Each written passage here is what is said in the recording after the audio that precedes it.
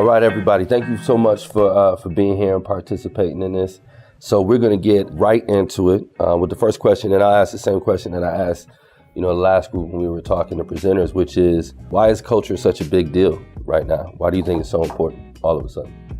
In Sioux Falls, the unemployment rate's 2%, so people can work pretty much anywhere they want.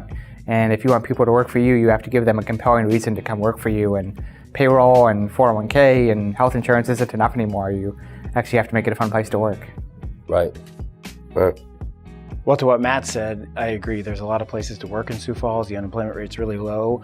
And for us, so we do home health care, and you could be a home health aide or a CNA probably 100 different places in Sioux Falls. Mm-hmm. So if we're not taking the time to invest in our people, they're going to go somewhere else. And furthermore, if we do take the time to invest in them, that's going to translate in the service that they're providing our clients. We've seen that. We know that to be true.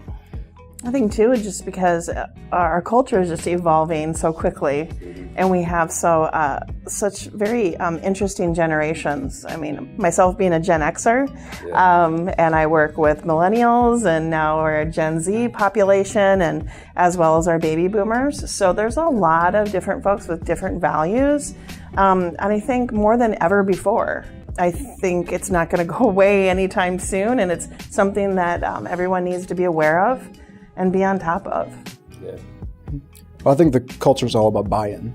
When you're a small staff or a growing staff, that buy-in needs to be evident and overly communicated and involved with everyone. When you come through the door, you have this identity, we have this one, but we're all moving forward together and stepping forward. So culture's in everything, from the way you communicate to the way you interact to the way you guys collaborate and build on things. So it's of immense importance. It seems obvious, particularly for me and what it is that we do, but it doesn't feel like everybody is quite on the train. What do you feel like is the thing that's holding businesses or organizations back from really diving into culture and treating it like they treat sales or accounting or some of the other major elements in their business? So I'd say people, I think they have that sort of buy-in.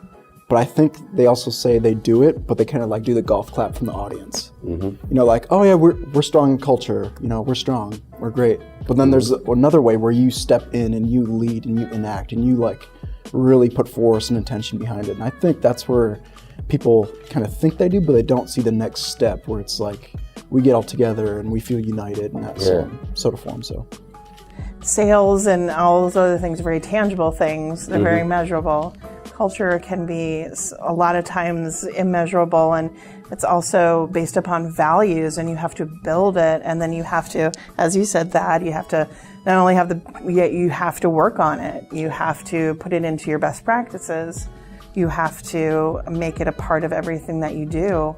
And that's challenging because a lot of times it's this is the way we've always done it. Yeah. This is how it is, and I don't want to change, perhaps. Yeah. And change is hard, and so it sometimes can be very challenging, I think. Yeah. I think there are companies that have been employing people for a long time, and I think it's been a buyer's market where if you don't want this job and you don't want to come prove yourself, somebody else will do it. Mm-hmm. And that's no longer the case. Employees don't want to start in the mailroom and work their way up anymore. They want to join an organization with a purpose and has a mission and be part of that mission. Yeah, I would agree with that. I think for us, we want them to have that one-on-one relationship with our clients.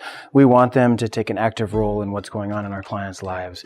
Doctor's appointments, taking notes, just being their advocate. So how can we ask them to do that if we aren't willing to maybe listen to them, be aware of what their goals and dreams are? A home health aide or a CNA is an entry-level job, but many folks want more. They just maybe don't know where to begin. Mm-hmm. So if we listen and kind of find out where they're at, hey, this might mean that you're not going to be with us forever, but we want that for you. I wouldn't be where I'm at today if somebody didn't take that time and invest that into me. So we want to pay that forward to our employees and find out what their goals and dreams are. Well, I mean, that's a great point, and particularly for what all of you do. You all facilitate somebody else's success.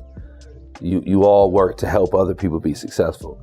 How important do you think it is in your ability to do that? And do you think that that's something that's important to let the people that you serve know that culture is important, that in terms of what you provide, that you invest in culture? Do you think it's important for your customers or the people you serve to have some type of attachment to that culture? University Center just went through a significant shift in 2017. We did a strategic planning effort to really look at our values and really look at what are we trying to accomplish here. And really a significant shift from to a student-centered, community-focused organization. And so that is our primary value.